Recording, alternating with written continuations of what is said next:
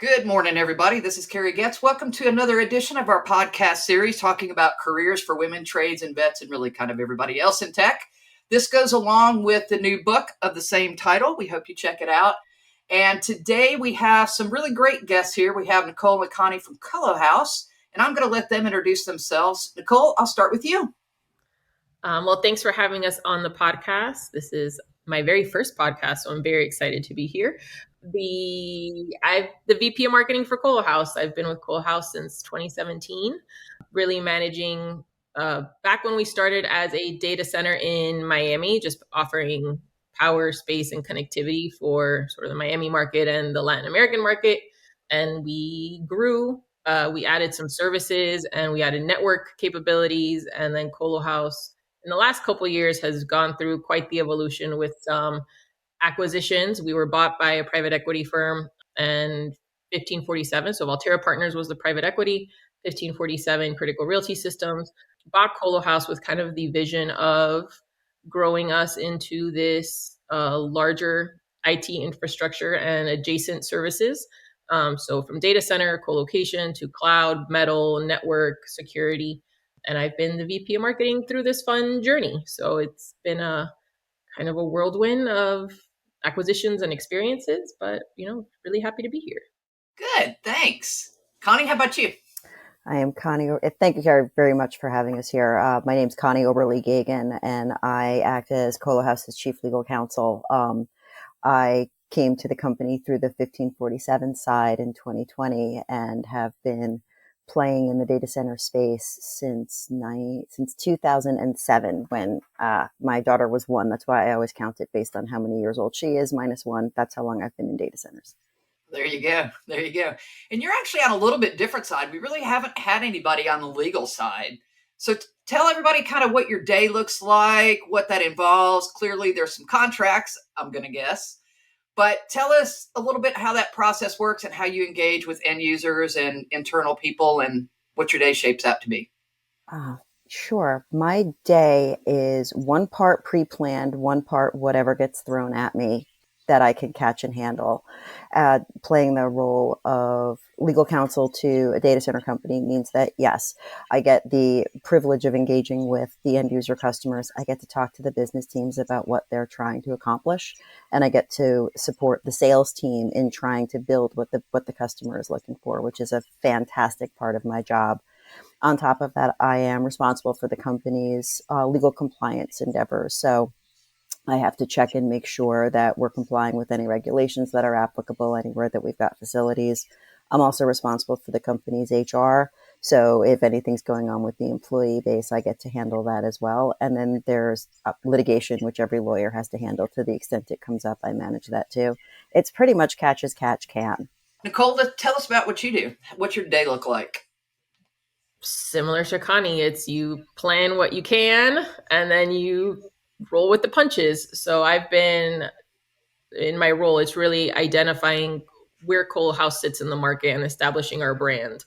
And that could be from events, public relations, lead generation efforts, creating based off all the acquisitions we had. I mean, Colohouse acquired Loom Cloud, Steadfast, Data 102, Quonex, Turnkey. It's established quite a bit of these other brands rolling into Colohouse as the Colohouse brand.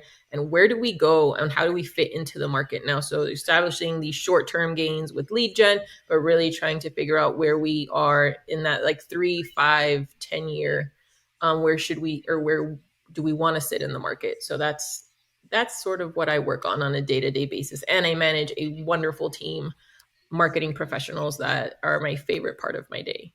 Yay. Yeah, I would definitely say that who you work with has a huge impact on the success of your day, or at least how you feel the success of your day went. Well, let's flip the tide a little bit. So you guys started in Miami and then you ended up over in Europe. And I will say this, having worked for an American company for a long time and then working for an international company, there are a lot of differences culturally, how you work, how connections happen, contract law, all of those kind of things. So as you expanded from a North American colo, into some of the other countries. Talk about some of the differences and how they impacted your job. And Connie, we'll start with you.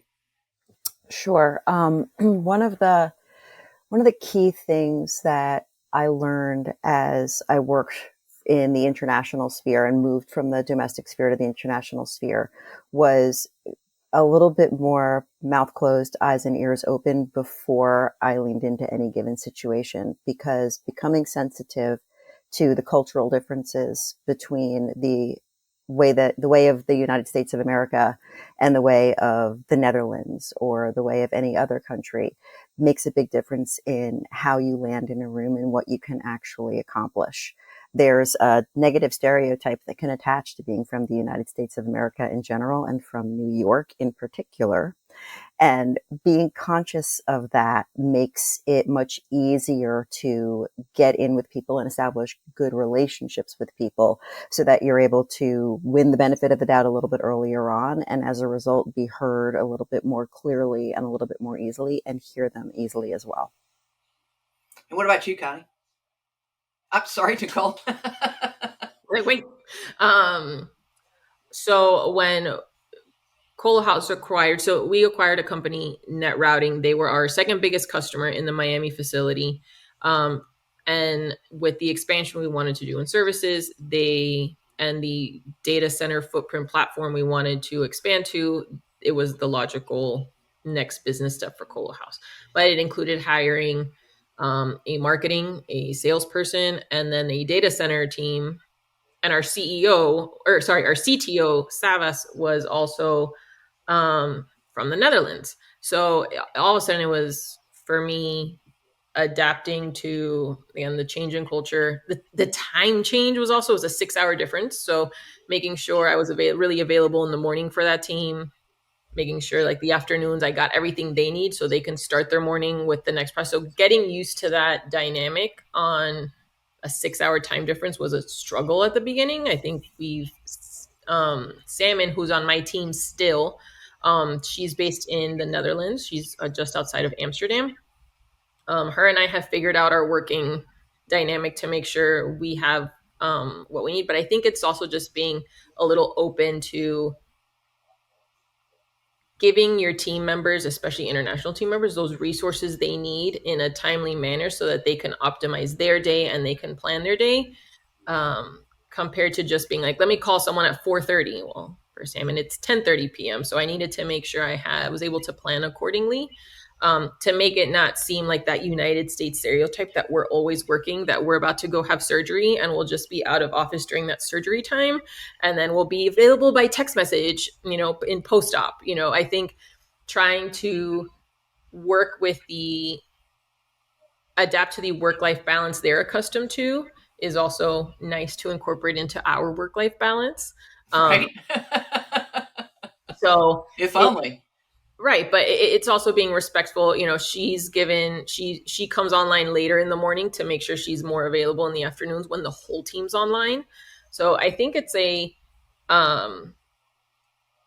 trying to shed a little bit of like what kind of said that stereotype, but being also open to, we're in 2023, adaptable work schedules that meet the needs of the business, but also that like work-life balance that everyone, kind of wants to have. So that's been my experience. I will say that going into a new region, if you're not willing to ask questions and own the fact that you're not familiar with the region and the way things are done, you're setting yourself up for a hard day. Walking in and saying, where do I find the expert on, is probably one of the most valuable things you can do walking in the door. Yeah, in women, we're not really taught to ask questions. We're taught to just kind of reach and get it and just do things. And so I think that's a lesson as a whole. How did you kind of deal with that and overcome that and encourage people to do the same thing in return to sort of dispel some of those stereotypes that we have as Americans? Connie, I'll start with you. I messed it up. I did it. Fair statement. We all have. I did it wrong. I was working for another data center provider, a big global one, and I came in having been, I cut my teeth down on Wall Street and worked for one of the big firms down there as a new lawyer. And so I came in hard-nosed and getting by on believing that I could do it and not wanting to let anybody know that I didn't know. And I just fell on my face super hard. And lucky for me, I was with a fantastic team who just literally dusted me off, picked me up, and went, "Oh, look at the American." And they just sort of put me, literally, somebody at one point said, "What's up with her?" It was, I was very, very unconscious of how I landed, and was very lucky that the people around me said, "Hey, listen, nickel's worth of free advice." And I listened. When someone reaches out to you and says, "Hey, do you want a suggestion?" It might hurt to hear it, but you got to hear it anyway. It's absolutely invaluable. Yeah, I think if it's constructive, it's invaluable. Yes, I agree. If Absolutely. it's There are so personal, not so much. Right. agreed. But sitting in a conference room, one of the first meetings that I took at this company, there were legal representatives in the room from the company, from Europe, from South America, from Asia, and it's the culture, the Japanese culture is very, very different from the American culture, which is very, very different from the German culture, which is different from the French. And sitting in that room and finding a space and a place and being willing to say to the French woman, to Christelle, I have no idea what are the parameters within which you're trying to work. So I'm sitting here trying to jam my language, basically my concepts, into your legal documents, and they don't fit because French regulation won't allow that. But I needed her to tell me that. Yeah. And that, I would think, from a legal standpoint, is probably a little bit trickier. From a technology standpoint, a lot of the things are universal, right? A network is a network. They might call it something else in a different country, but they do basically the same things. TCP/IP is the same.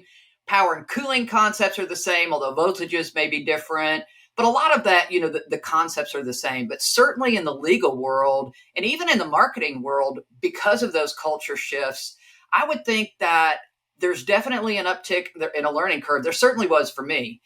And even evolving as political climates change and the climate changes, just trying to make sure that everybody's on the same team.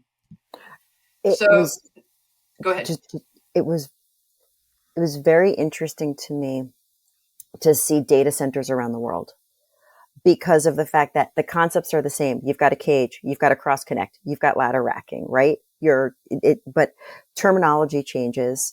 To your point, Carrie, voltages change, but there are also, country by country, state by state, city by city, there are regulations that attach to how the data center can actually run. That And was the biggest one that shocked me, especially around employee safety and hot aisle containment, and having a guy stand in the, or a woman stand in the hot aisle too long. A lot of those were crazy. So talk about that learning curve a little. make friends with ops. Go when you're new. I mean, that's ask questions, right? So get to a facility. If you're new into the data center business, you start working for a data center company and you're brand new to the company or to the industry, get someone to take you to a facility and get someone to take you on a tour and get to meet the manager of the building. And if you're a resident within a tenant inside of the building, get to meet your ops manager there, because that person is your best source of information. What are your operating constraints? What are your contracting constraints? What are your floor load constraints? When you're thinking, whether you're sales and you're looking to sell someone into the space, whether you're legal and you're looking to negotiate that document, whether you're marketing and you're looking to market that space out into the rest of the world, what are the limits that you can put out there? What's the floor load? What's the end configuration? Get an understanding of what the capacity is that's available, what it can support, so that you know what you can work with and you don't end up inadvertently misspeaking to the marketplace. There was something that Colohouse still does when the employee is still based out of a particular location. So, like in Miami, we have a facility. One of the things we do when we onboard someone that's out of Miami is we make them go with ops for the day. They come in, they're like closed toe shoes, jeans.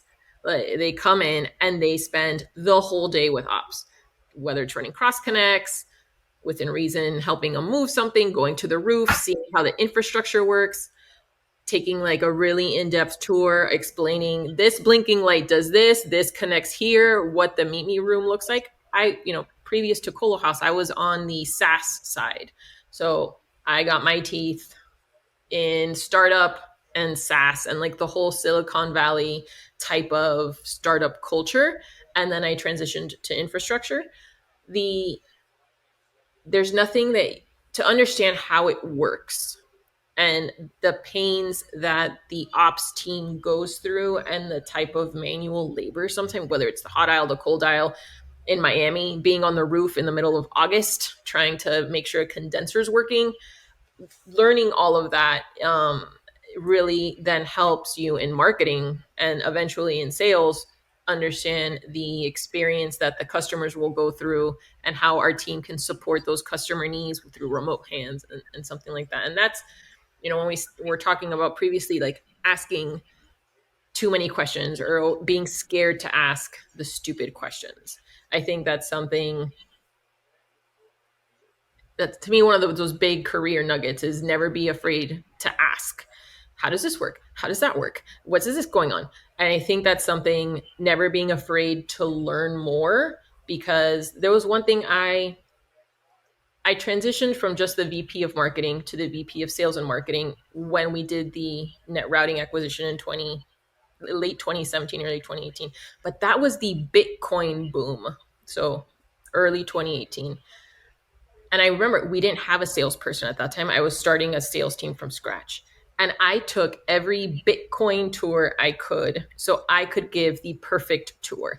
I knew they weren't going to close. It was going to be a pointless, you could say it would have been a waste of time, but I did so many tours just to learn how to give one really well for those big prospects that come in later. And back to another point that Connie mentioned, like learning how to culturally deal with a customer out of the Netherlands, out of Miami, out of South America.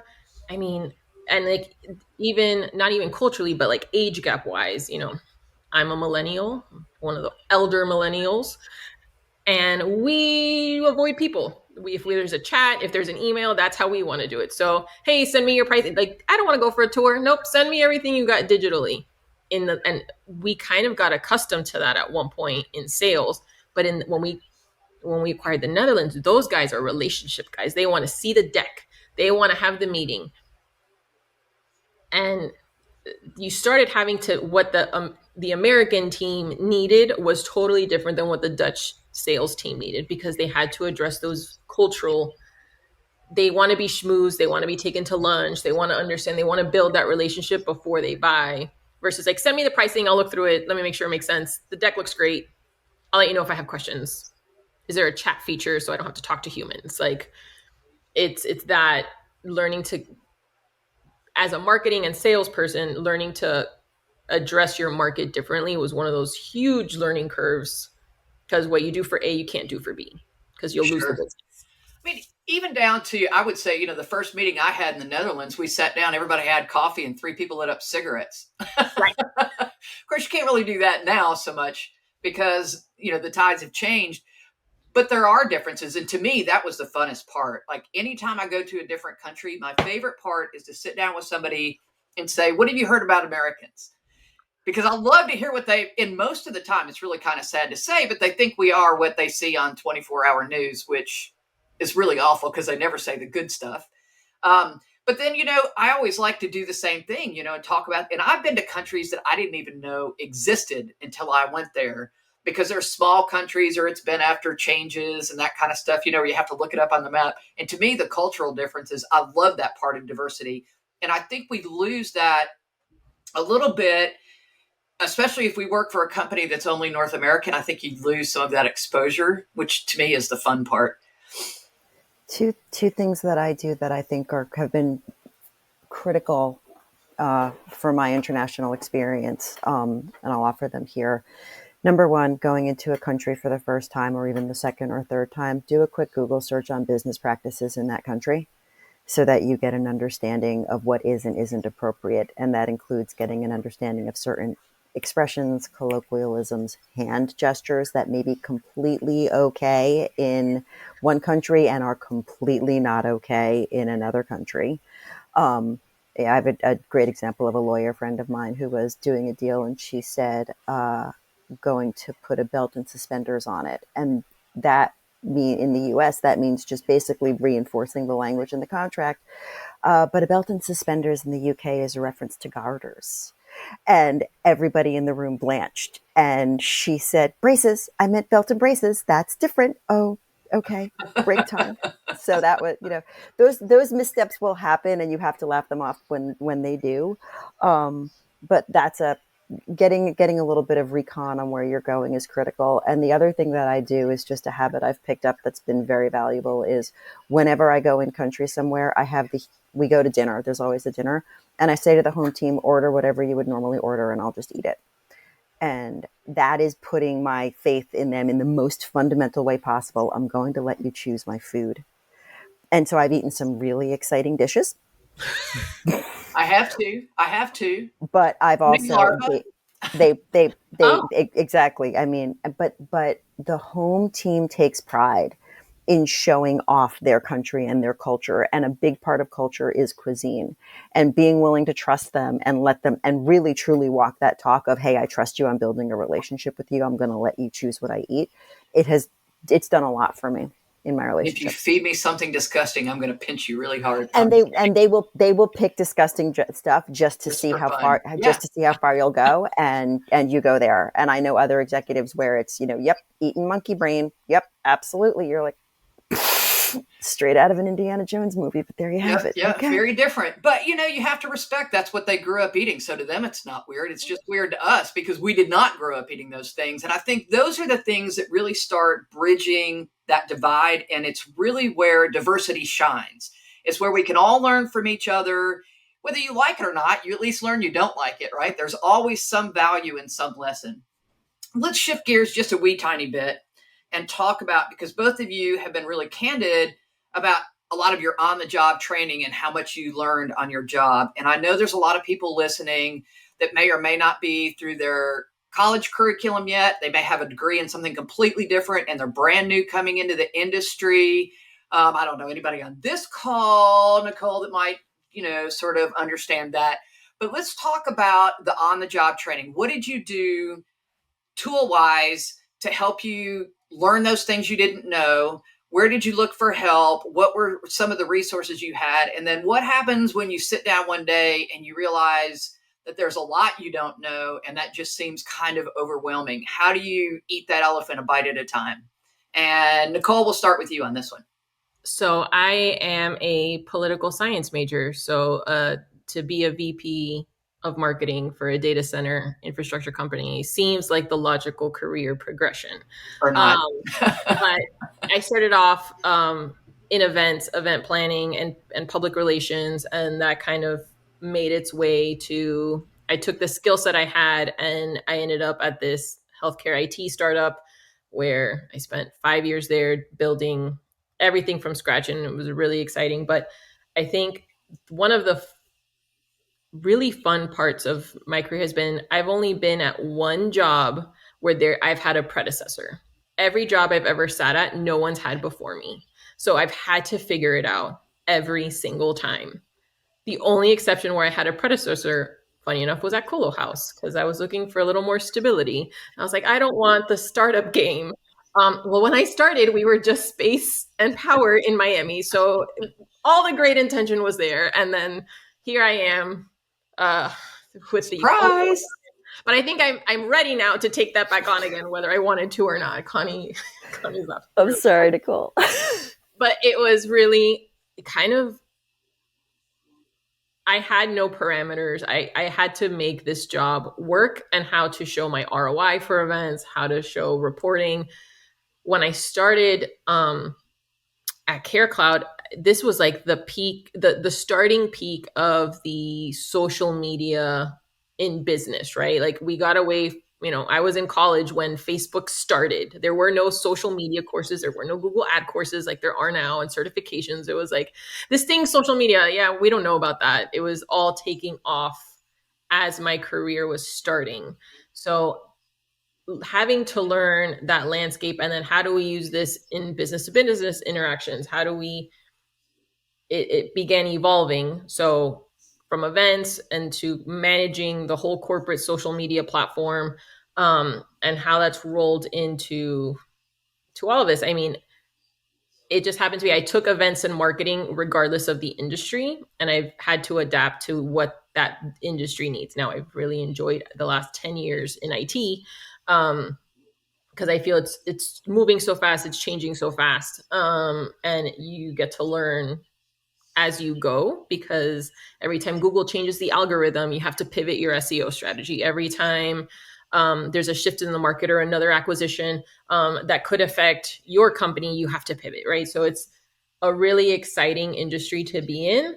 And I don't think, specifically in sales and marketing, as you grow in your career, the more important industry focus is, but it's really going back to the basics, right? So going back to, reading marketing newsletters. What's the best in and out? What are the latest trends to make sure you're staying on your toes for that department you're in, but then also adapting to what's changing, that in this case, the data center and IT space, that I can use those skills that I've learned and I'm keeping on top of.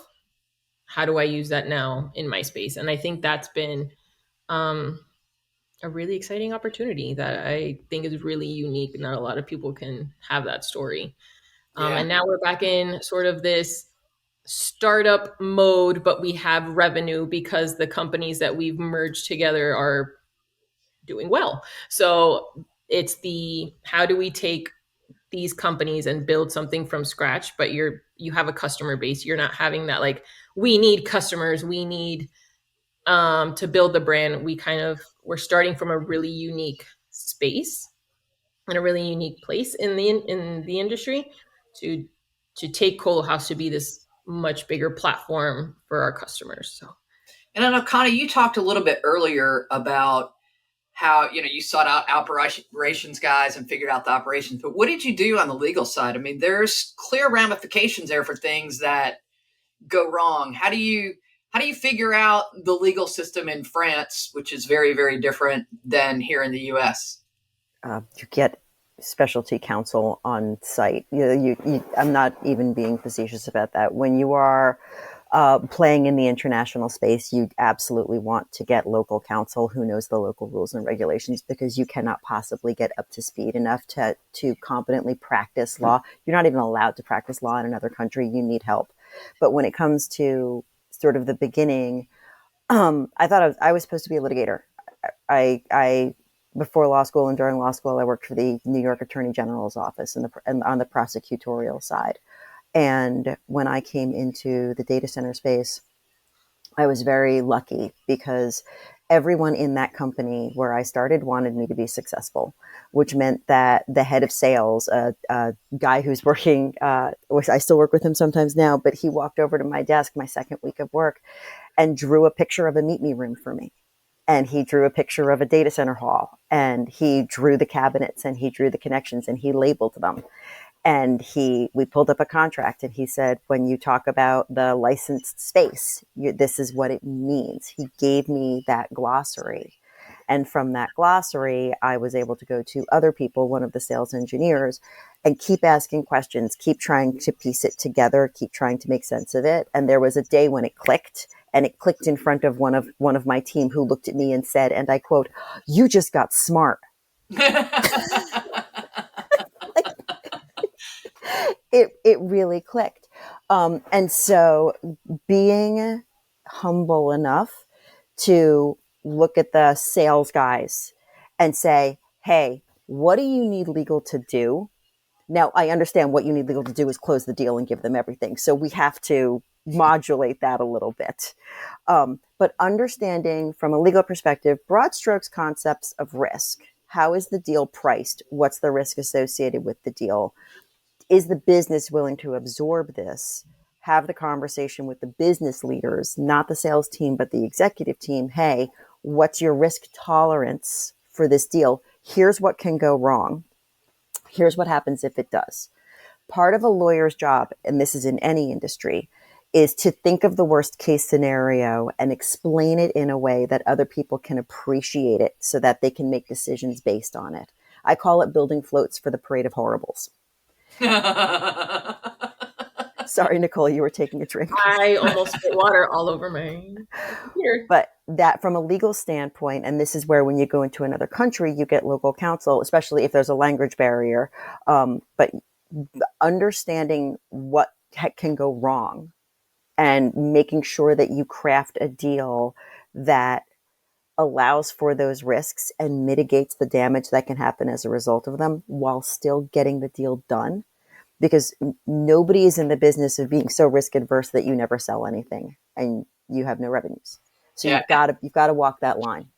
Yep. And I guess that kind of brings home the point, this is an ecosystem, and nothing in this ecosystem is going to function well if other parts of the ecosystem don't. And really being able to reach across the silos and understand how all the parts fit together is definitely the better way to go, for sure. Even for your own mental stability. So you're not building your own float. So we're getting close to time. If you had a couple parting words that you wanted to leave with young women or young people starting out in this industry, what would you say? Nicole, we'll start with you.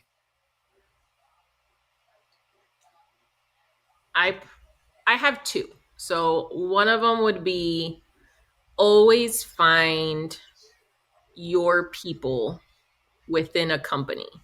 So I'm an extremely passionate person. So I have very strong reactions to things, and I've had to make sure, and as a woman, I can't be overly emotional. I can't come off as the hothead, right? So we have to take that in and go to those safe people you have, which Connie's one of mine. Like, I have this scenario. How do I move forward for the best of the business and for my mental sanity as well, right? So finding that person, and sometimes that person is someone that you used to work with, that a mentor that you've kind of kept along, but finding your people within your organization. And there could be more than one of those people for different scenarios. And Connie and I always have this conversation. Connie always tells me, I'm giving you all the advice I would have had at your age to you now. So I take that and I run with it. And I take that very near to my heart, because there's someone in our company that I would like to think I treat the way Connie treats me, as I try and guide her through difficult scenarios. How should you approach this to not come off, to play in a men's world, right? So how do you take information, digest it, and then regurgitate it in a way that will make more friends than enemies and keep your professional credibility intact? And I think the other one was, I had with my very first boss, we would have our one-on-one meetings and he'd give me 10 things to do. So because I was 22, I did the ones that were easiest first, and those really hard ones I kind of left back. But of course, in the next one-on-one, what would be the ones he would ask me about? The ones I didn't do, right? So then I kept telling my dad, who's a very successful professional, how do I prevent this from happening? He goes, when he gives you that list at the very end of the meeting, ask him to prioritize for you. Which are the ones you expect to be done? What's most important to you and for the business? And then you know where you start. And I think ever since I did that many, many moons ago, it's been a really productive conversation, because I know what the expectations of my boss or the executive team or whoever is to execute properly, versus going at what I think is easiest or the fastest or the most fun, and not eating that frog when I'm supposed to be eating the frog. And those would be my parting words. Do you know, that's funny you said that. Yesterday is the first time that I've heard that phrase, eating the frog. And it was talking about how you got to eat the ugly frog first. And there's a book a guy wrote about that, Tracy Lewis, I think his name is, or something. But I'd not heard that before. Yeah. That is part of my day. I say that at least 3 times a day. Eat the frog. Eat the frog. She does. Eat the frog and the hill I will die on. Those are my Nicole-isms. But I think just in human nature, right? We go for the things like, I'm not going to work on this because that sounds terrible and boring, or it's going to be difficult, or I don't want to work with that person on this project. And so you let it ride, but you don't know if that's a priority for your boss, or you don't know that's a priority for your supervisor or the business. And so understanding when those deadlines are is really important to Plus, ask. I feel like the more you put it off, the bigger the task seems. Oh, for sure. We've stewed about it for, however many days, and then it just, at some Linger. point, it starts to seem insurmountable until you just buck up and jump in. So I try to, as you say, eat the frog early. So, Connie, how about you? I would say if you are new to the data center space, man, woman, non-binary, it doesn't make a difference. Recognize that it's a really cool industry. Recognize that what we do is so important for absolutely all aspects of communication, commercial transactions, buying, selling, everything runs through data centers, and really embrace and appreciate how cool the industry is. When it comes to being a woman playing in a man's space, as Nicole said, understand that there are fewer of us than there are men. And when I got involved, there were really not a lot of women in this space at all. I call myself the grizzled old lady on the data center floor at this point because I've been around for so long.